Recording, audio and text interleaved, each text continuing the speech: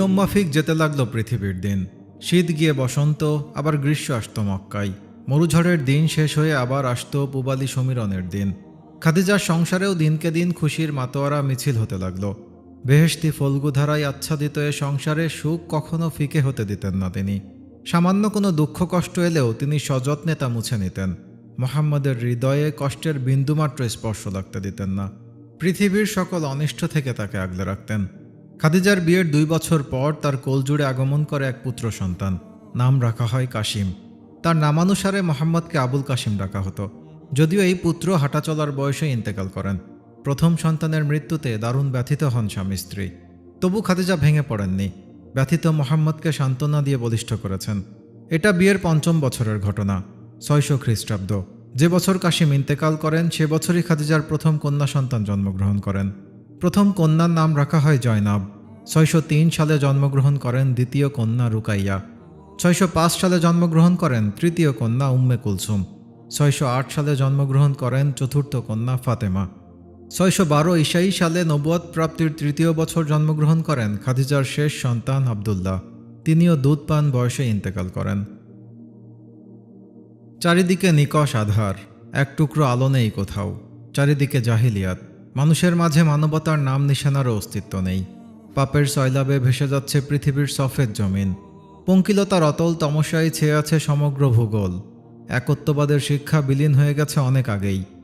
অদ্ভুত সব ধর্মবিশ্বাস আর দেবতায় ভরে গেছে মানুষের মন মন্দির। যে যার মতো নিজস্ব ধর্ম বানিয়ে নিচ্ছে। যাকে ইচ্ছা তাকে খোদা বলে স্বীকার করছে। যে জিনিসকে ভালো লাগছে সেটারই পূজা শুরু করছে। কোথাও একেশ্বরবাদী ধর্মের কোনো আলো নেই। কেবলমাত্র সত্যবাদী মোহাম্মদের থেকে ব্যতিক্রম। আরবের মানুষের মাঝে পালিত সকল ধর্মবিশ্বাস থেকে তিনি পবিত্র। কোনো মানব নির্মিত দেবতার পূজায় তিনি কখনো হৃদয়ের অর্ঘ্য দান করেননি। তিনি অসাড় অন্তঃসার শূন্য মাটির প্রতিমার সামনে কখনো মাথা নত করেননি। তিনি ছিলেন সবার চেয়ে আলাদা, সবার চেয়ে পবিত্র। তিনি ধীমান ছিলেন তার বংশীয় আদিপিতা নবী ইব্রাহিম আলাইহিসসালামের রেখে যাওয়া একেশ্বরবাদী ধর্মের অনুসারী। সে সময় পৃথিবীতে এই ধর্মের নির্দিষ্ট কোনো জনগোষ্ঠী ছিল না যদিও, তবু কিছু মানুষ আল্লাহকে একনিষ্ঠভাবে পাওয়ার ইচ্ছাই পালন করত ইব্রাহিমীয় ইবাদত ও রীতিনীতি। সত্যনিষ্ঠ মোহাম্মদ নির্জনে ইব্রাহিমীয় ইবাদতের ধ্যান করতেন। ইব্রাহিম আদিষ্ট একক ও অবিনশ্বর আল্লাহর আরাধনা করতেন নিভৃতে। লোকচক্ষুর আড়ালে গিয়ে তিনি নীত হতেন আল্লাহর অনুগ্রহ তলাশে। তিনি জানতেন যদি তিনি ইব্রাহিমের ধর্মবিশ্বাস মানুষের মাঝে থেকে পালন করেন তাহলে লোকজন তাকে গালমন্দ করবে, তাকে পথভ্রষ্ট বলে হেয় করবে। এ কারণে তিনি নিজের ধর্ম পালনের জন্য বেছে নিতেন নির্জনতা। মক্কার প্রায় 2.5 মাইল দূরবর্তী জাবালে নূরের চূড়া দেশে একটি নির্জন গুহা হয়ে উঠল তার ধ্যান মগ্নতার প্রধান কেন্দ্র। তাছাড়া তিনি নবুয়তি বয়সের যত নিকটবর্তী হতে লাগলেন ততই আশ্চর্য সব বিষয়াবলী তার সামনে উদ্ভাসিত হতে থাকে। একদিন রাতে তিনি ঘুমিয়েছিলেন। ঘুমের মধ্যে স্বপ্নে দেখলেন তার ঘরের ছাদের কড়িকাঠ খুলে ফেলা হলো। কাঠ খুলে ফেলার কারণে ছাদের খোলা অংশ দিয়ে উপরের আকাশ দেখা যাচ্ছে। একটু পর সে খোলা ছাদ দিয়ে রূপার একটি তস্তরি নেমে এলো। রূপার তস্তরির ওপর ভর করে 2জন লোকও নেমে আসছে ঘরের মধ্যে। এটি ছিল এক অভাবনীয় দৃশ্য। রূপার তস্তরিতে ভর করে 2জন অপরিচিত শ্বেত শুভ্র পোশাক পরা মানুষ ভেসে আসছে, যার পরনাই ভয় পাওয়ার মতো দৃশ্য। মোহাম্মদও ভয় পেলেন। তিনি সাহায্যের জন্য কাউকে ডাকতে চাইলেন, কিন্তু ডাকার মতো কোনো শব্দ জোগালো না তার মুখে। আশেপাশে কাউকে দেখতে পেলেন না। অগত্যা ভীত সন্ত্রস্ত হয়ে বিছানায় পড়ে রইলেন। রূপার তস্তরিতে ভেসে আসা লোক 2জনের একজন মোহাম্মদের বুকের পাশে বসে পড়ল। সে তার হাত দুটোকে দুদিকে ধরে রাখল। অন্যজন বিশেষ প্রক্রিয়ায় তার বাঁ পাঁজরের 2টো হাড় আলগা করে ফেলল সন্তর্পণে। লোকটি পাঁজরের ভেতরে হাত ঢুকিয়ে তুলে আনল তার জীবন্ত হৃৎপিণ্ড। অস্ত্রোপচার তখনও চলছিল। মোহাম্মদ লোকটির হাতে ধরা নিজের হৃৎপিণ্ডের চাপ অনুভব করতে পারছিলেন। তার কষ্ট হচ্ছিল। তিনি বুঝতে পারছিলেন না লোক 2জন মানুষ নাকি ফেরেশতা। হৃৎপিণ্ড হাতে ধরা লোকটি কথা বলে উঠল। এই মহান মানুষটির হৃৎপিণ্ড অসম্ভব সুন্দর।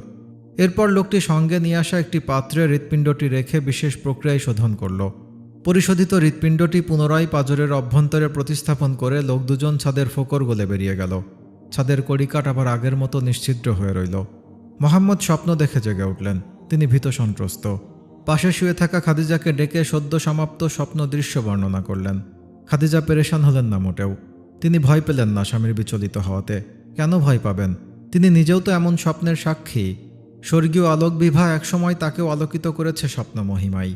তিনি তো তার স্বামীর এমন অলৌকিক স্বপ্নেরই প্রত্যাশা করেন। তার স্বামীর এ স্বপ্ন কি তার স্বপ্নেরই নবরূপায়ণ নয়? খাদিজা স্বামী মোহাম্মদকে নিজের কাছে টেনে নিলেন। তাকে ভালোবাসার বাহু ধরে আগলে নিয়ে অভয় দিয়ে বললেন, আপনি ভয় পাবেন না, এ তো আপনার জন্য সুসংবাদ। এই স্বপ্নের বাস্তবতা শীঘ্রই প্রতিফলিত হবে। দুশ্চিন্তা করবেন না, আল্লাহ কখনো আপনাকে মন্দ প্রতিদান দিবেন না। আপনি সত্যবাদী, আপনি আরবের মধ্যে সবচেয়ে বিশ্বস্ত ব্যক্তি, আপনি আত্মীয়তা রক্ষায় অগ্রগামী। আল্লাহ আপনাকে বিপদে ফেলবেন না, তিনি আপনাকে সুসংবাদ দিবেন খুব শীঘ্রই। কখনো এমন হতো, তিনি জাবালে নূরের সাধনা কেন্দ্রে যাওয়া বা আসার পথে পথপাশের বৃক্ষ, তরুলতা, এমনকি পাথরের ফিসফিসানি শুনতে পেতেন। সেগুলো তার নাম ধরে সম্ভাষণ জানাতো। তিনি অদৃশ্যের এমন সম্ভাষণে বিচলিত হয়ে পড়তেন। জলদি এসে নিজেকে সমর্পণ করতেন খাদিজার অভয় আশ্রয়ে। খাদিজা তাকে সান্ত্বনার পরশে আশ্বস্ত করতেন। মোহাম্মদ তবুও শান্ত হতেন না। খাদিজাকে প্রশ্ন করতেন, আমি কি পাগল হয়ে যাচ্ছি? বস্তুত যিনি বৃক্ষ, তরুলতা, পাথরের গুঞ্জরিত সম্ভাষণ শুনতে পান, লোকে শুনলে তো তাকে পাগলই ভাববে। রাত্রিতে ঘুমে যার বুকে অস্ত্রোপচার করে অন্তঃকরণ পরিশোধন করা হয়, এমন কথা জানাজানি হলে লোকজন তাকে পাগল ছাড়া আর কি বলবে। কিন্তু খাদিজা একবারের জন্য স্বামীকে পাগল ভাবেননি, বরং তিনি অতিলৌকিক প্রতিটি কাজকে সাদরে বরণ করে নিলেন। তিনি প্রতীক্ষা করলেন এই প্রতিটি ঘটনাই মুহাম্মদের প্রত্যাদিষ্ট হওয়ার স্বপ্ন সিঁড়ির ধাপ মাত্র। মক্কা থেকে জাবলে নূর 2 মাইল দূরত্বে, পাহাড়ের পাদদেশ থেকে হেরা গুহায় উঠতে আরও আধা মাইল। খাদিজা এখানে প্রায়ই আসেন, কখনো বা মোহাম্মদকে সঙ্গ দিতে, কখনো বা তার খবর নিতে, কখনো স্বামীর খাবার শেষ হয়ে গেলে নিজেই 2.5 মাইল দুর্গম পথ পাড়ি দিয়ে এই গুহায় আসেন। তিনি কখনো নিঃসঙ্গ অনুভব করলে এই গুহাবাসে স্বামীর সঙ্গে রাত্রি যাপন করেন। গুহার সঙ্গীন পাথরে মাথা রেখে সারা রাত কথা বলেন দুজনে। রাতের আকাশে তাকিয়ে দেখেন তারাদের ঝিলমিল শামিয়ানা। কথা বলেন মোহাম্মদের ধ্যান সাধনা কিংবা নতুন কোনো অলৌকিক ঘটনার ব্যাপারে। বরাবরের মতো খাদিজা নিজের অভিভাবকত্ব দিয়ে তুলার মতো মোহাম্মদের মন থেকে উড়িয়ে দেন দুশ্চিন্তার কালো মেঘ। ভোর হলে দুজন একসঙ্গে চলে যান মক্কা নগরীতে। কখনো পাহাড়ের পাদদেশে কেবল একটা বড় কাপড় টাঙিয়ে রাত্রিবাস করেন দুজন। খাদিজা স্বামীর জন্য শুকনো খাবার আর পানীয় নিয়ে আসেন। সকাল হলে খাদিজাকে বিদায় দিয়ে মোহাম্মদ আবার চলে যান তার সাধনা কেন্দ্রে, আর খাদিজা মক্কার পথ ধরেন। এত কিছুর পরও মোহাম্মদকে নিয়ে খাদিজার দুশ্চিন্তার অন্ত ছিল না। সর্বদা স্বামীর খবর রাখার জন্য একজন কৃতদাস নিযুক্ত করলেন তিনি। এই কৃতদাস জাবালে নূরের পাদদেশে বকরি চড়াত এবং মাঝে মধ্যে মোহাম্মদের সার্বিক দেখভাল করে আসত। এক রাতে মোহাম্মদ ধ্যানমগ্ন ছিলেন। হঠাৎ শুনতে পেলেন এক অপার্থিব সম্বোধন, হে মোহাম্মদ, আপনার উপর শান্তি বর্ষিত হোক। মোহাম্মদ শব্দের উৎসের দিকে তাকিয়ে দেখলেন অতিকায় এক অবয়ব ভেসে আছে শূন্য ইথারে। তিনি জিব্রাইল আলাইহিসসালাম। কিন্তু মোহাম্মদ বাস্তবে কখনো কোনো ফেরেশতাকে তার স্বমূর্তিতে দেখেননি।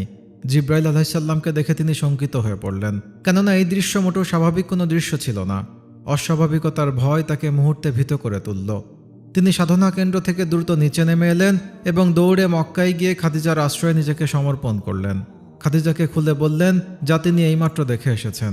ভয়ে তার শরীর কাঁপছিল।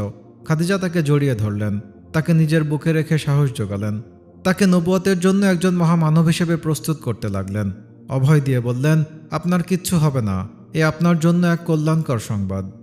এমন ঘটনা আরেক রাতে ঘটল। জিব্রাইল সরাসরি তাকে সম্বোধন করে বললেন, হে মোহাম্মদ, ভয় পাবেন না, আমি জিব্রাইল। কিন্তু সাধারণ একজন মানুষ হিসেবে মোহাম্মদের ভয় পাওয়ার যথেষ্ট কারণ ছিল। তিনি আবার হেরা কেন্দ্র থেকে ছুটে এসে নিজেকে সমর্পণ করলেন খাদিজার আঁচলতলে।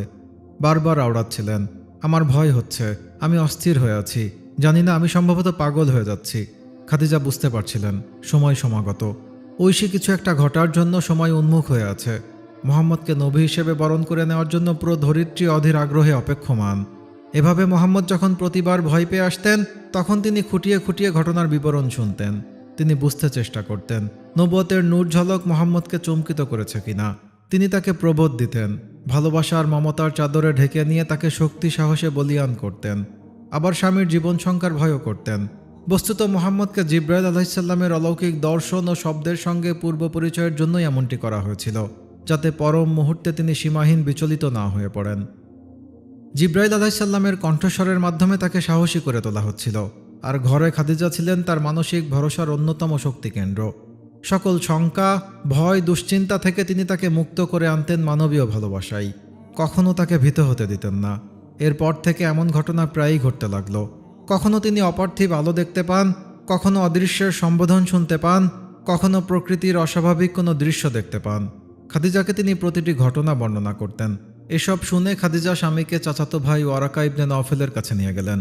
ওয়ারাকা ঘটনাগুলো শুনেই বুঝতে পারলেন মুহাম্মদের সময় অত্যাসন্ন।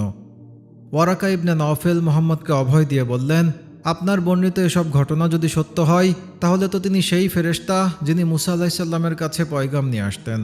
ভয়ের কিছু নেই, আমার জীবদ্দশায় যদি আপনি নবুয়ত প্রাপ্ত হন তাহলে আমি আপনাকে পূর্ণ সমর্থন জানাবো, আপনার নবুয়তি কাজে সব ধরনের সহযোগিতা করব এবং আপনার উপর প্রেরিত ধর্মের প্রতি ঈমান এনে সম্মানিত হব, আমি যেন ততদিন বেঁচে থাকি।